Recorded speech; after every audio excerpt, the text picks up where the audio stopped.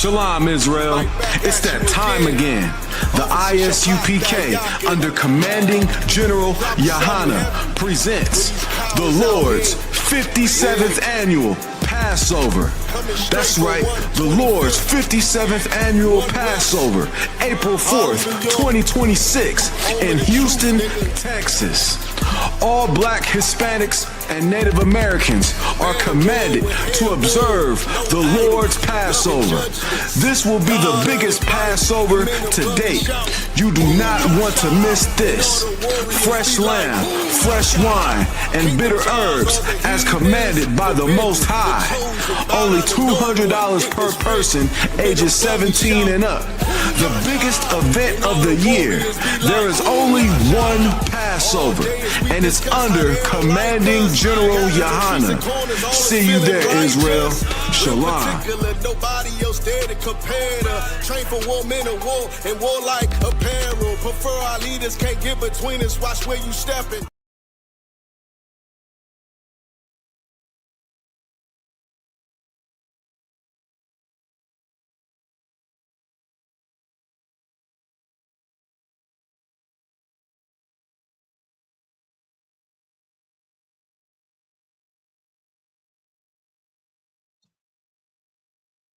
Shalom, Israel. This is ISUPK, started at the 1 West 125th Street, Harlem, New York, under Commanding General Yohana. The ISUPK is not affiliated with any other Hebrew Israelite groups or religious organizations. The ISUPK has been teaching Blacks, Hispanics, and Native Americans their culture, history, according to the Bible since 1969. You know what I'm saying? This is the ISUPK Nashville, Tennessee school location on 1811 Dr. D.B. Todd Boulevard in North Nashville, Tennessee. You know what I'm saying? Where you can come get these classes, you know what I'm saying? Get the brotherhood and everything for free. You know what I'm saying? We don't charge nothing. We don't have no NDAs to sign. We don't got no contracts. We don't want it in your banking accounts. You know what I'm saying? We are not these other fake Hebrew Israelite groups. You know what I'm saying? We ain't saying they fake according to them being Israelites, because we know they're Israelites, but they do not teach the scriptures according to the Bible. You know what I'm saying? They put their own understanding into these things. You know what I'm saying? They're trying to what's to say? They are the modern day Pharisees. You know what I'm saying? Sadducees and Pharisees. They rather follow after our oppressors' laws. You know what I'm saying? They rather us do everything according to a script or a guideline that's damn near COINTELPRO-ish. You know what I'm saying? The same thing that took down the Black Panthers, the same thing that took down all these other organizations that was trying to do good for our people. You know what I'm saying? But this organization right here is ordained by the Lord. You know what I'm saying? But what we got going on tonight, you know what I'm saying? I got to say, hey, the Passover's coming up, right around the corner. I think we're less than 30 days. No, we ain't that close yet, but we are less than 40 days away from the Lord's 57th Annual Passover. You know what I'm saying? Make sure that you pay your Passover fees, get your travel ready, your affairs in order. You know what I'm saying? Get your babysitting, everything in order. Your pet sitting. Do what you got to do to be in Houston, Texas, this April 1st through the 5th. You know what I'm saying? What is it, on the 4th?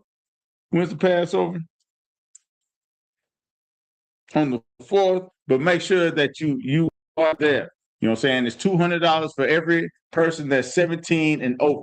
You know what I'm saying? It's a very glorious moment. It's going to be the largest Passover yet. You know what I'm saying? It's going to be at the B&H. Well, I don't got the particulars with me, but let's go ahead and get in this class. You know what I'm saying? This class is how the law of a kinsman is an honorable thing. You know what I'm saying? The law of a kinsman is honorable. You know what I'm saying? Which we'll get into it where what am I trying to say? The law of a kinsman is like if, just off the top of my head, say me and Yashapa, we get married. You know what I'm saying? We don't have an opportunity to have children. I pass away. So now she's a widow. You know what I'm saying? My brother, you know what I'm saying, is obligated to take her as a wife and have a child for me. You know what I'm saying? In my name. So my name will carry on. You know what I'm saying? So let's let the scriptures talk and let them explain it, and I'll break it down to you. You know what I'm saying? This is another thing where it'll prove, you know what I'm saying, that the Christian church, our oppressors don't understand the Bible. You know what I'm saying? They don't understand our culture. They try to put their own spin on it.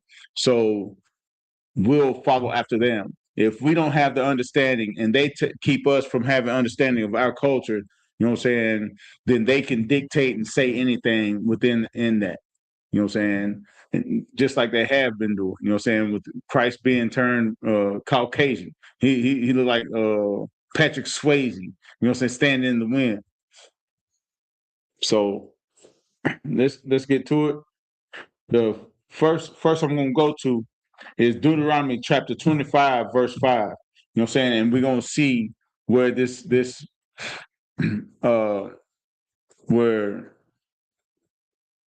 this tradition of the Israelites, you know what I'm saying, is explained. So let's go to the book of Deuteronomy.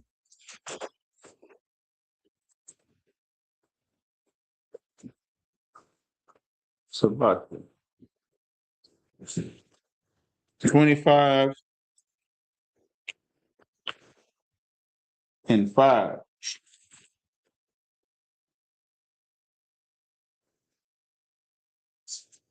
Could could you do a sound check? Puppet show? Is good? All right. Fuck, you got it? Yes.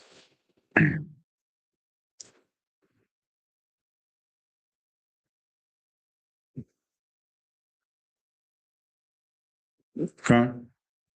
All right, this is the book of Deuteronomy, chapter 25, verse 5. If brethren dwell together, and one of them die, and have no child, the wife of the dead shall not marry without unto a stranger. So what's it saying there? You know what I'm saying? If the woman or the wife becomes a widow, you know what I'm saying, don't go to a stranger. Do not go to somebody that you don't know. So lucky. Move this out the way.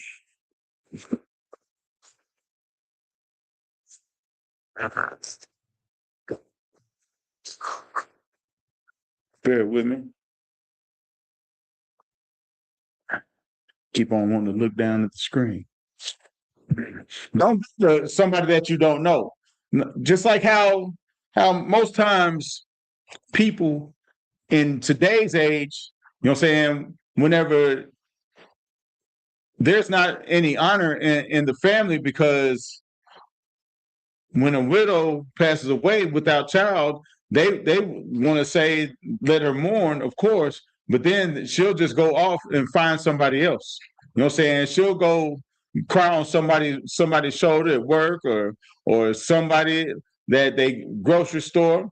You know what I'm saying? They don't think, or we haven't been taught, you know what I'm saying, this law that we should keep the law of Kinsman. You know what I'm saying? Let's see why she shouldn't go out to a stranger.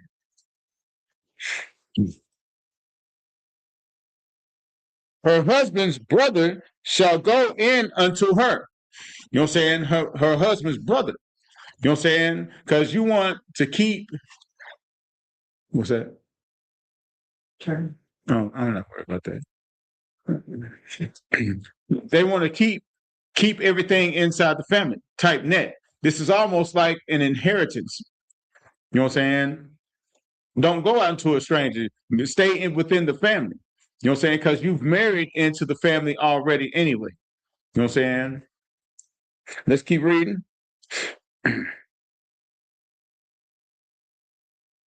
And take her to him to wife, and to perform the duty of an husband's brother unto her.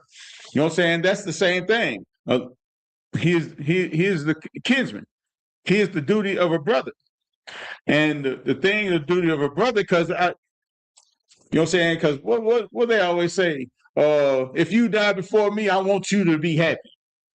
Ain't that something that they always say? I want you to meet somebody who's going to treat you right.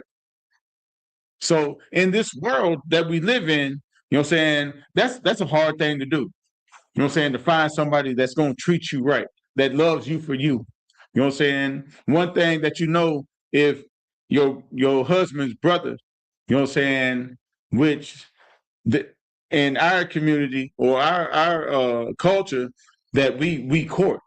So during that courting process, of course, you're gonna meet my brothers, my sisters, my mother, my father, my, you know what I'm saying, grandfather, Lord willing they still around, all my cousins, you know what I'm saying? So we're gonna be familiar with each other.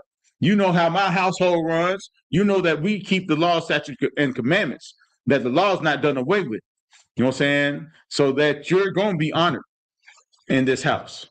You know what I'm saying? Why outsource? Why take the chance of running into an African, you know, that promises the world to you, then rob you in the forefront? You know what I'm saying? Why would you take that chance? So it's a duty of my brother, if I ever to leave this earth, you know what I'm saying? If me and my wife is without child, he would perform the duty of a brother and take her to wife. Let's see why he would take her to wife. Verse 6, and it shall be that the firstborn which she beareth shall succeed in the name of his brother which is dead. You know what I'm saying? That the firstborn that she beareth shall succeed in the name of his brother which is dead. So therefore, that child will be dedicated towards me. That child will be the house of Parak Gabar. And that's an honorable thing for my brother to give up, you know what I'm saying, that firstborn, just like we give up our firstborn unto the Lord. You know what I'm saying? Everything that passes through the matrix, the firstborn is of the Lord. So it's an honorable thing for my brother to bear seed for me, so my name will live on. Right? Let's keep going. That his name be not put out of Israel. So my name will be remembered. So whenever that child runs around, he carries my name. He'll live in my steps. He will be the house of Parak Gabar. You understand? Verse 7. And if the man like not to take his brother's wife, flip side, like every coin, there's a head and there's a tail, right? Then let his brother's wife go up to the gate unto the elders and say, my husband's brother refuses to raise up unto his brother a name in Israel. He will not perform the duty of my brother, my husband's brother. You know what I'm saying? So there's a plus side to it and there's a negative side to it. Because if we be realistic, you know what I'm saying? I ain't saying that everything was perfect back then, but you know what I'm saying? It's just how it is now. Some people don't want to take the responsibility to marry somebody else's wife or a widow or their brother, even their brother. You know what I'm saying? Wouldn't even want to do that. They're so selfish. You know what I'm saying? They got something going on in their life. You know what I'm saying? Or they see somebody else that they'd rather be married to. They don't want to, they don't necessarily want to deal with the burden of raising a child that is not his own. They just can't see the glory in doing such a task, right? Let's keep reading. Verse 8. Then the elders of the city shall call him and speak unto him. And if he stands to it and say, I like not to take her. Verse 9. Then shall his brother's wife come unto him in the presence of the elders and loosen his shoe from off his foot and spit in his face. That's disrespectful.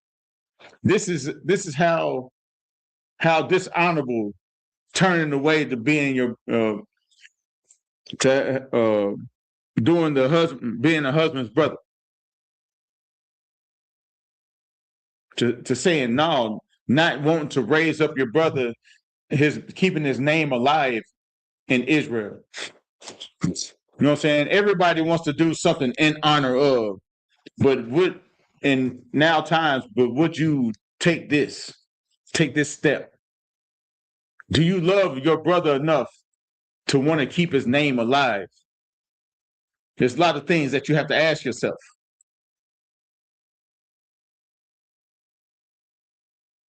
It's a very, very courageous, you know what I'm saying, courageous thing to step up for your brother and have a child in his name,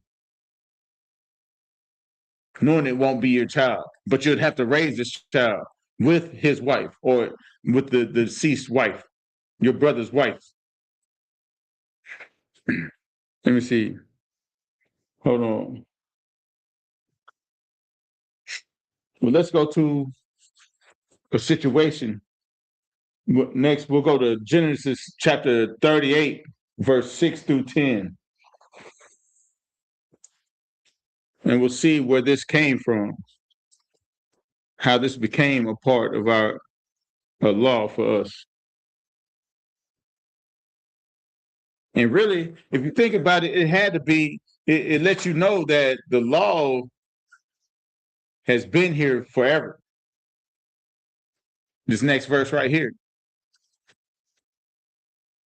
Because they try to say that everything came through Moses. The law of Moses. Genesis chapter 38, verse 6.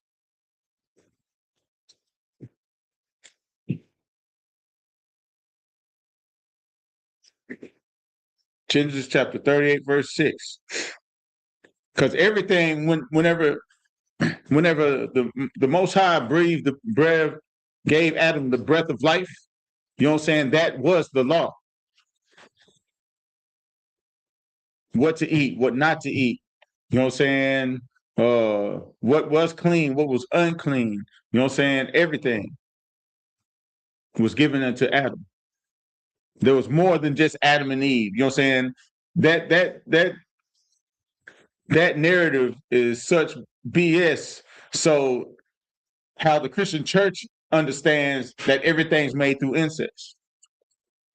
Everything's made through incest. So Alabama must be the holiest city, holiest state in the United States. West Virginia is a Mecca. You know what I'm saying? It's the Lord's country, because it's rumored to have a lot of incest going on in those cities. I mean, states. You know what I'm saying? You swap this? All right, well, let's get into it. This is the book of Genesis, chapter 38, verse 6. Verse 6. And Judah took a wife for his firstborn, whose name was Tamar. Verse 7. And Judah's firstborn, was wicked in the sight of the Lord, and the Lord slew him. Verse 8. And Judah said to Ammon, go unto thy brother's wife and marry her, and raise up seed for thy brother. So this is way before Moses and Aaron. This is way before we was in Egypt, way before we crossed the Red Sea into the wilderness. You know what I'm saying? And Jacob told Onan, go into thy brother's wife and marry her, and raise up seed to thy brother. You know what I'm saying? This is a part of our culture.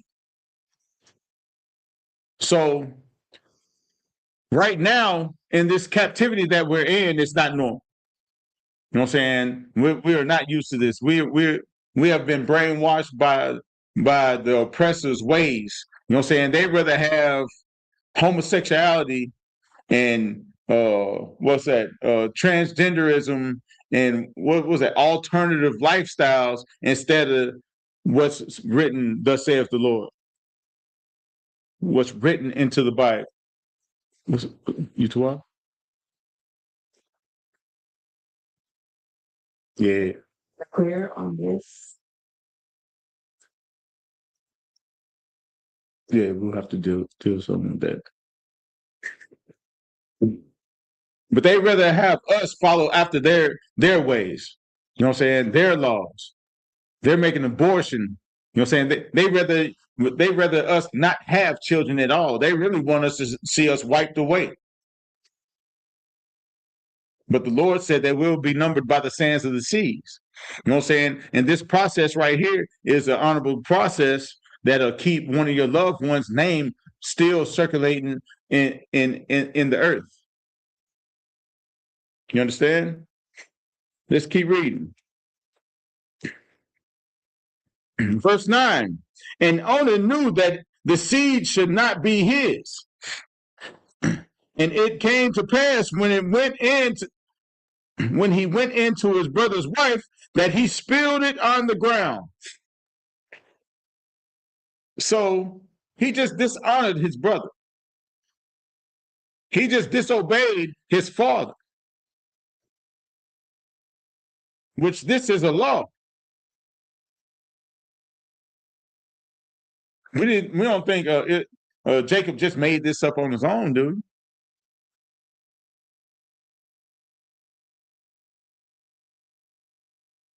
Because it just reiterated Deuteronomy 25, verse 5. This is a custom of the Israelites, Blacks, Hispanics, and Native Americans. This is your custom, your ancient custom. Not go and just have sex with whoever. Not let the wife go out and just meet some stranger and then she'll become a stranger. You understand? Let's keep reading. Let's see the outcome.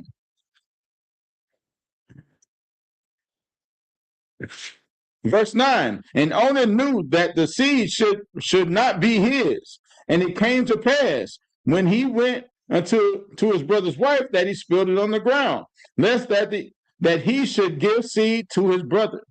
You know what I'm saying? He didn't want to deal with it. He didn't want to deal with the responsibility.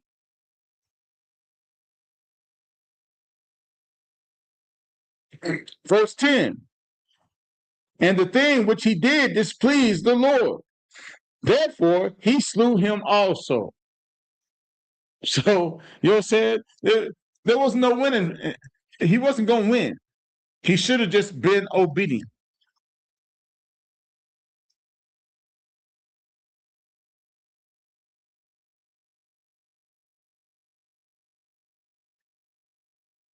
It's a lot.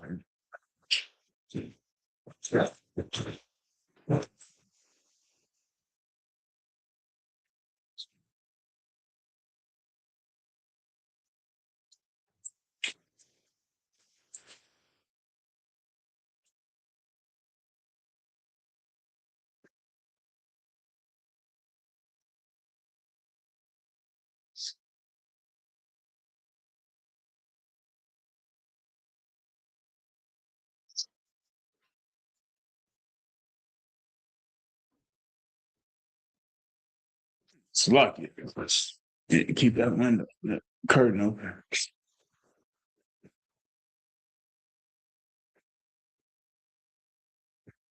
All right.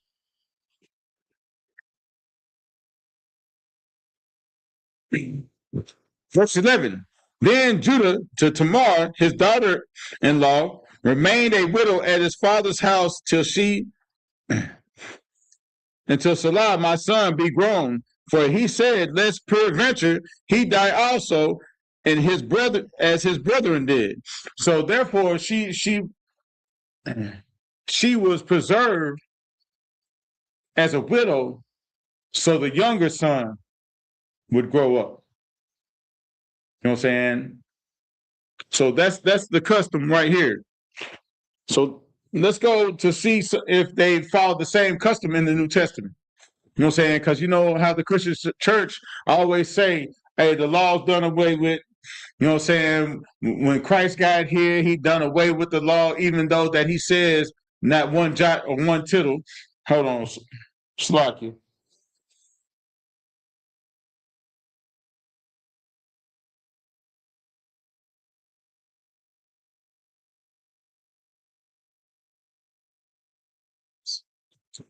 Let's go ahead and get that. Let's go to Matthew 5 and 18.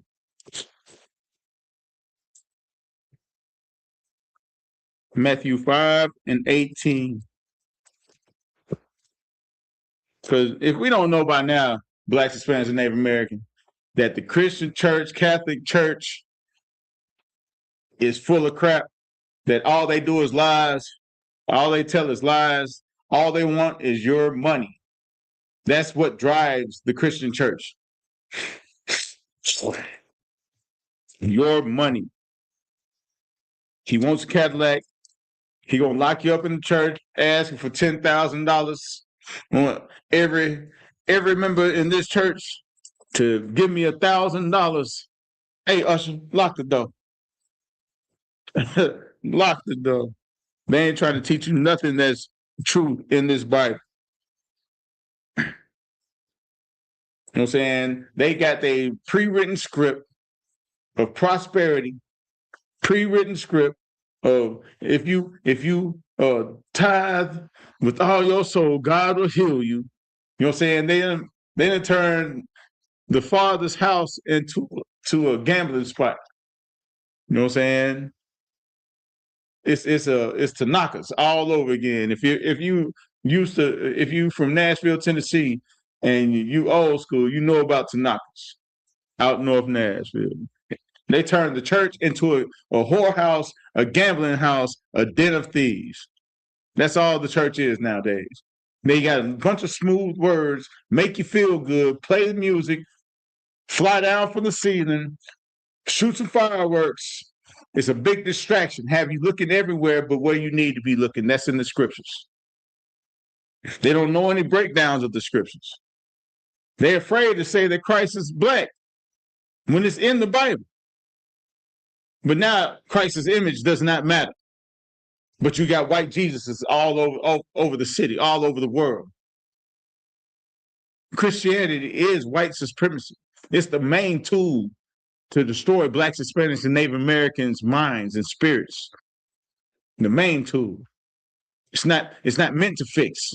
It's meant to pacify them. It's meant to make you feel good. You know what I'm saying? What do you think being baptized by fire mean? John the Baptist did baptize with water, but Christ baptizes with the Holy Spirit. You have to go through something. You have to be cleansed. You have to purge out that sin from your life. Whatever bad habits that you brought, that you're dealing with, them demons that you got floating around you, the only way that you'll purge them out is through the scriptures, through brotherhood, through sisterhood, doing something that your body is telling you not to. It's just like taking medicine. When you're a little kid and your mama tried to give you the medicine, or your pops try to give you some medicine, and you don't want to take it because it's nasty. Well, this truth can get nasty because it's going to make you physically do something that you don't want to do. And that's keep the law, statutes, and commandments. Because we've been living in wickedness for so long, it's weird. You know what I'm saying? Well, I get asked all the time, what you mean you don't eat pork? You Muslim? No. You know what I'm saying? The Bible tells me not to eat pork. know what I'm saying? And I break it down in Leviticus where it tells you not to. Then they tell you, well, it's Old Testament. That's done away with. So why you still paying tithes? If it's Old Testament, it's done away with. Tithing's in the Old Testament. That's a law. That's a law.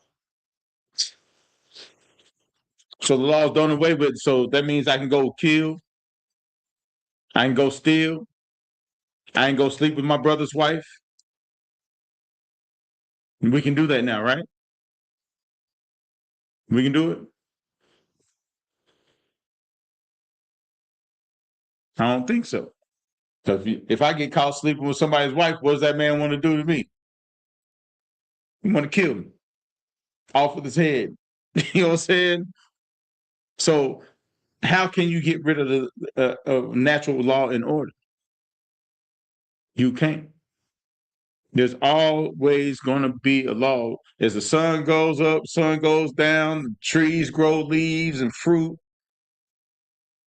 The leaves are bare during the winter, but it grows during the spring. That's them following orders. They're ordered to do so.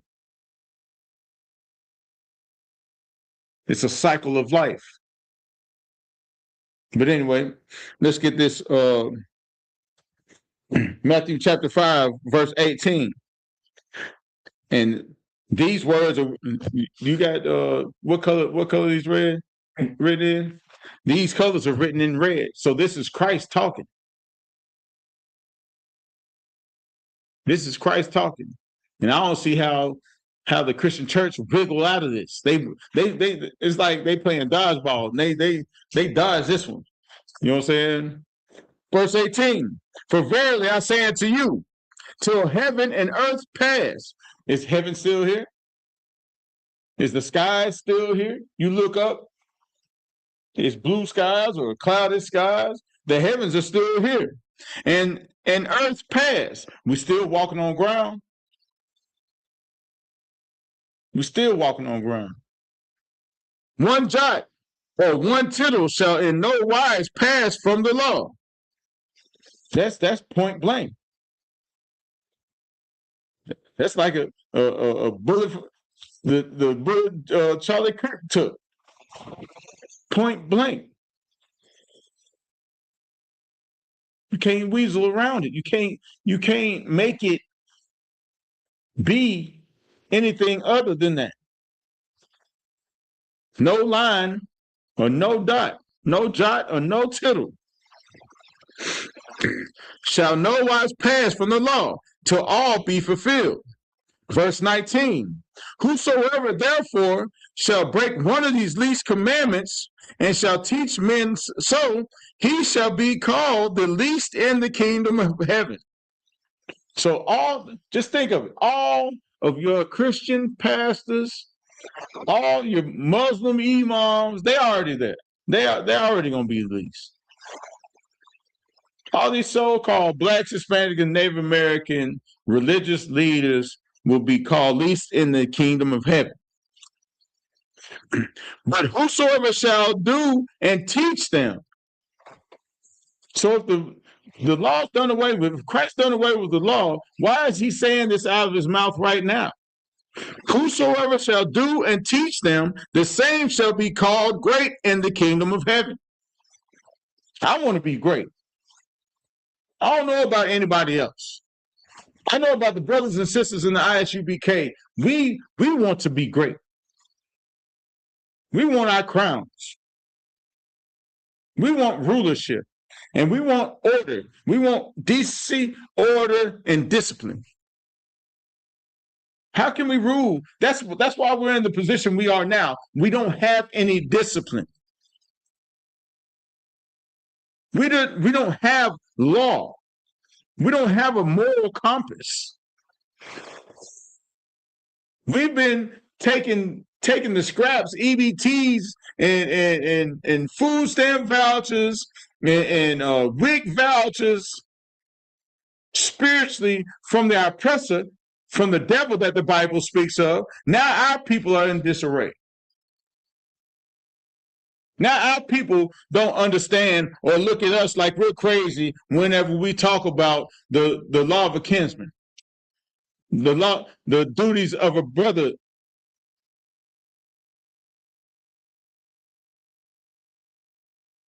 People turn their nose up at us, saying that we're in a cult because we follow the one and only book that they say they follow. They follow after the God of the Bible. Really, who they follow is the oppressor. The white man's they God. That's who they serve. They'll do the speed limit, but they won't eat. But they'll keep eating pork, shrimp, crab, and lobster. They keep on envying their brother, having hatred towards their heart for their brother or their sister. But they'll do their taxes. They'll make sure they get that tax return, pay them taxes. They'll make sure they turn that music down after 10 o'clock hit. They don't want the slave catchers to come to their door knocking. But they ain't afraid of who created them coming to their door knocking. That death angel come to your door.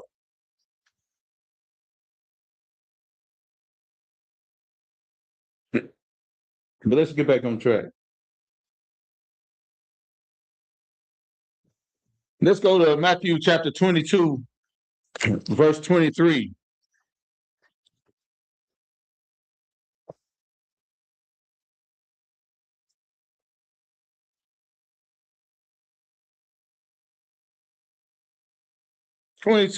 Verse 23.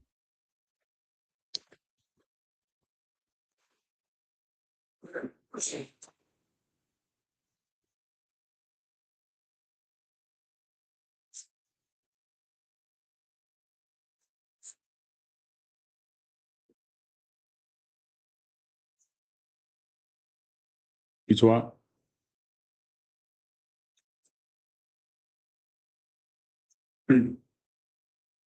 But everybody's so caught up in what people think of them. Whenever it comes to people coming into the school, we got so many people like, yeah, I believe what you're saying. Yeah, they ain't right. They doing all this and that, but they won't follow the Lord and come into the school because they're afraid to be shunned. They're afraid of what their family gonna think of them. They're afraid of what losing their job or losing whatever status that they have socially. When all that is nothing. It's nothing compared to being in the truth. I'll trade in everything to have the opportunity to rule amongst my peers, the brothers who go to war with me, the brothers I'd lay my life down for, the same that will do the same for me, right? But this is Matthew chapter 22, verse 23. Verse 23, the same day came to him Sadducees, which say there's no resurrection, and asked them, verse 24, resurrection just means rebirth, being reborn. You're born, you live, you die, you go back to the Most High, you're reissued, reborn.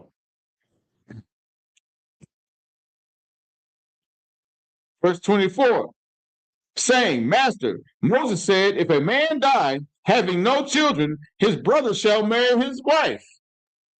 So here's the same thing in the New Testament that was taking place in the Old Testament. Because if they didn't believe in this, then why are they asking these questions? If a man die having no children, his brother shall marry his wife and raise up seed unto his brother. Where did we read that in? We just got finished reading it in the book of Deuteronomy.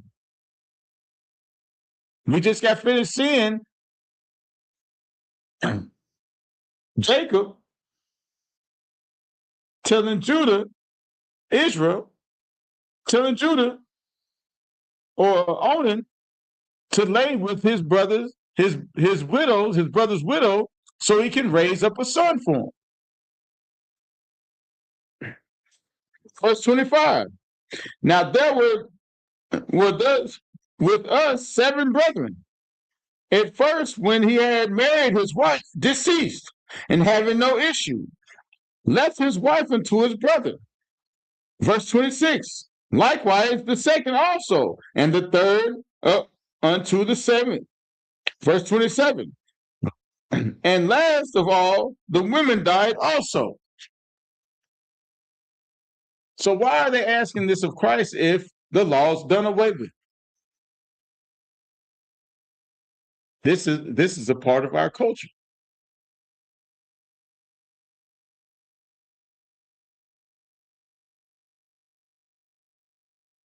This is a part of our culture. Let's see another instance. Let me see. Shatu. Let me see.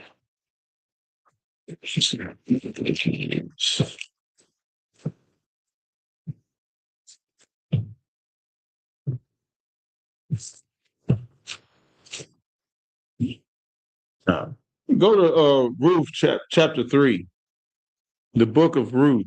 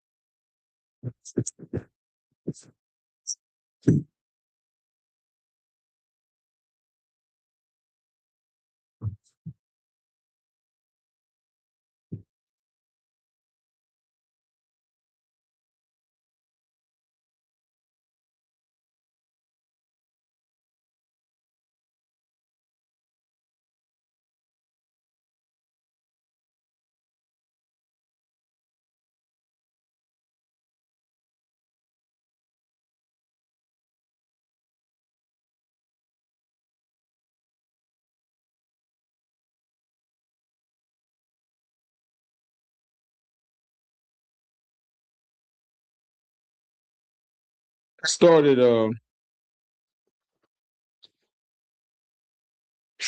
verse 3. Just go to chapter 1, verse 3, just to get some context in this. You talk. This is the book of Ruth, chapter 1, verse 3. And Amalek elects, let me don't butcher the man's name. Naomi's husband died, and she was left with her 2 sons. Verse 4. And they took them wives of the women of Moab, and named one was Orpah, and the name of the other was Ruth. And they dwelled there about 10 years. All right, let me see.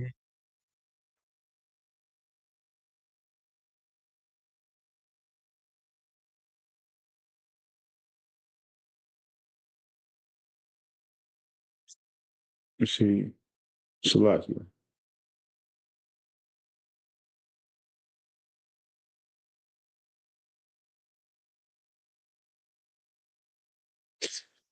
Well, let's go to 3 and 1 after that.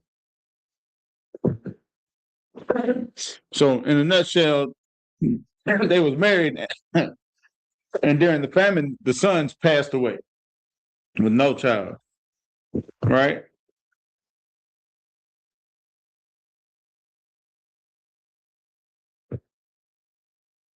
All right, the book of Ruth, chapter 3, verse 1. Verse 1. Then Naomi, her mother-in-law, said unto her, My daughter, shall I not seek rest for thee, that it may be well with thee? Verse 2. And now is not Boaz our kindred with those maidens thou wast? Behold, he knoweth barley tonight in the threshing floor. Verse 3. Wash thyself before thee, and anoint thee, and put thy raiment upon thee, and get thee down to the floor. But make not thyself known by the man, until he have done eating and drinking. Verse 4.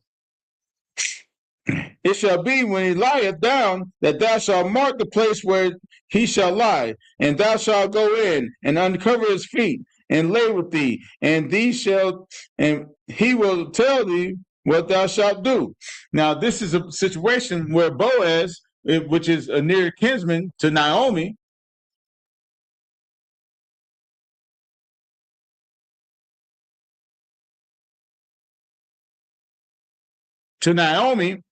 and that she is trying to convince Boaz to take her as his wife. You know what I'm saying? To bear a child for the son that passed away that Ruth was married to. Let me see.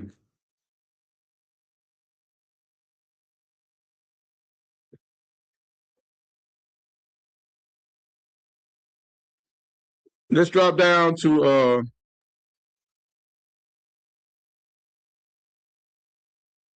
11, verses 3 and 11. Verse 11. And now, my daughter, fear not. I will do to thee all that thou requirest. Because, let's see, hold on. Let's drop back to 8. Slocking. Verse 8. It came to pass at midnight that the man was afraid and turned himself, and behold, a woman lay at his feet. And he said, Who art thou? And she answered, I am Ruth, thine handsmaid. Spread therefore thy skirt over thy handsmaid, for thou art the nearest kinsman. So she's acknowledging to Boaz that he is the nearest kinsman. You know what I'm saying? Verse 10, and he said, Blessed be thou of the Lord, my daughter, for thou hast showed more kindness in the latter end than at the beginning, inasmuch thou followest not young men, whether rich or poor. So that she was a modest woman. So she's not running around following young men, rich or poor. You know what I'm saying? Because she understands that she wants him to follow the law of the kinsman. You know what I'm saying? Because her husband had passed away and she had no child. So let's keep reading. Tarry this night, and it shall be in the morning that if thou wilt perform unto thee the part of a kinsman, well, let him do the kinsman's part. But if he will not do the part of a kinsman to thee, then I will do the part of a kinsman to thee. You know what I'm saying? As the Lord liveth, lie down until the morning. Verse 14, and she lay at his feet until the morning, and she arose up before one could know another. And he said, Let it not be known until the woman became unto the floor. So what their little dealings, they kept it to themselves. You know what I'm saying? Because she's trying to entice him. You know what I'm saying? Because she wants him to be the law of the kinsman, but there's other kinsmen. You know what I'm saying? Let's go to chapter 4. This is the book of Ruth, chapter 4, verse 1. Then went Boaz up to the gate and sat down there, and behold, the kinsmen of whom Boaz spake came by. So this is other men that was eligible. Right? Whom he said, Ho, which such a one, turn aside, sit down here. And he turned aside and sat down. Verse 2, and he took 10 men of the elders of the city and said, sit ye down here. And they sat down. Verse 3, and he said unto the kinsman, Naomi, that is come again out of the country of Moab, selleth a parcel of land which was which our brother Elimelech, verse 4. And I thought to advertise thee, saying, buy it before the inhabitants and before the elders of my people. If thou wilt redeem it, redeem it. But if thou wilt not redeem it, then tell me, that I may know, for there is none to redeem besides thee. So this person who he's talking to, they're the only two who can redeem this. They're the closest kinsmen, right? Then tell me that I may know, for there is none to redeem it besides thee, for I am after thee. And he said, I will redeem it. Verse 5, when said Boaz that day that thou buyest the field of the hand of Moab, thou must also of Ruth the Moabite. You know what I'm saying? So he thought he was just going to buy the land and not take Ruth the Moabite as a wife. That was a part of the package because this land belonged to the son. Let's go. The wife of the dead, to raise up the name of the dead upon his inheritance. So that's the kicker. So just like when in Genesis 38:6, when he spilled his seed on the ground, whoever he's talking to now, he didn't want to take Ruth and raise up a son for the dead. So let's keep reading.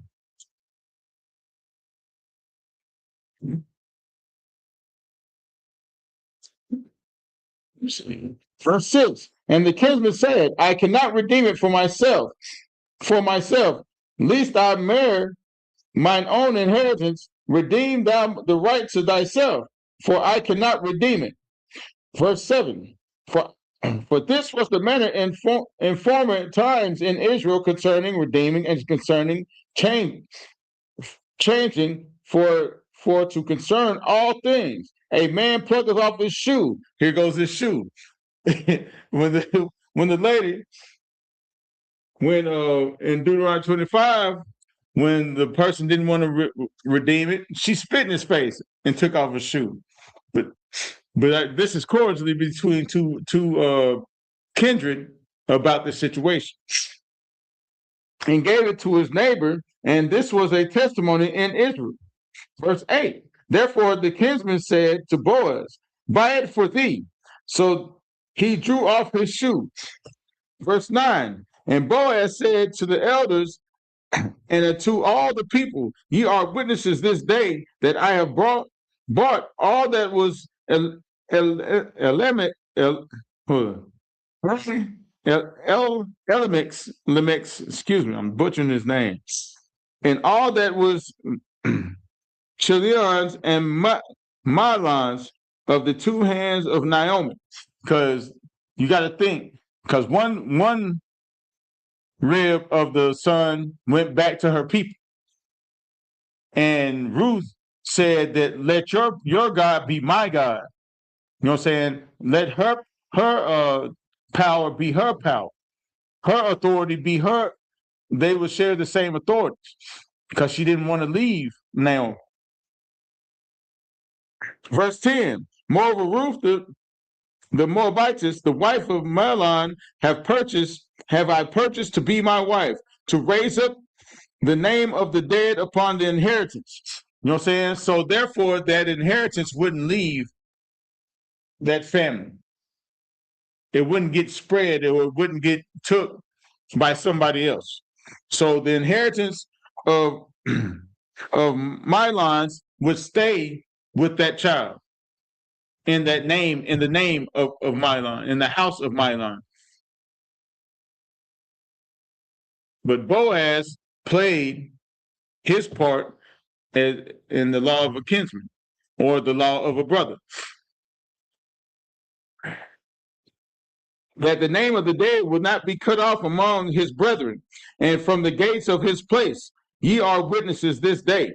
In verse 11, and all the people that were in the gates and the elders said, we are witness. And the Lord make the women that is come into thine house like Rachel and like Leah, which two did build the house of Israel, and do thou worthily in Ephrath, if if Ephratah, and be famous in Bethlehem.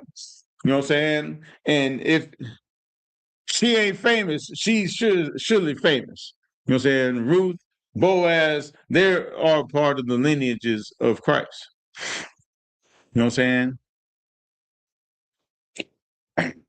But that right there is the law of a kinsman. You know what I'm saying? Explaining the law of a kinsman, what takes place and what has to be done to fulfill this law. You know what I'm saying? But like I said, this is the ISUPK Nashville, Tennessee School on 1811 Dr. D.B. Todd Boulevard. You know what I'm saying? The next feast, it will be the Feast of Purim, which is going to be March 2nd and 3rd, Monday and Tuesday. You can find that in the book of Esther, chapter 9, verse 20 through 31. You know what I'm saying? Remember, pay your tithes, pay your Passover fees, do all that. Get ready, get your stuff in order, man, because it's going to be a gloriful week. You know what I'm saying? We got the slaughter of the lamb on Wednesday. Thursday, we have John Hyman's scripture breakdown. We got day parties for the kids on Friday. The all black parties going on Friday. What was it going to be? It's going to be a horseback ride. You know what I'm saying? I don't know about the horseback ride. I might just walk beside. You know what I'm saying? Hey, what's that nigga doing on that nag? You know what I'm saying? But anyway, you know what I'm saying?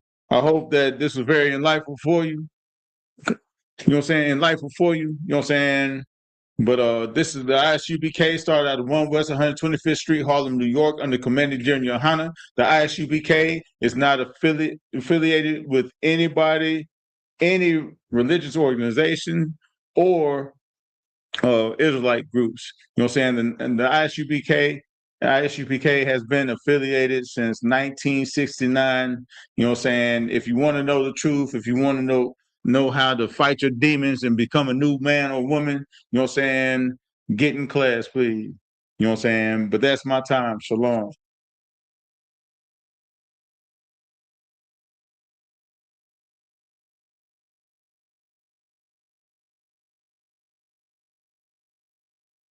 All right.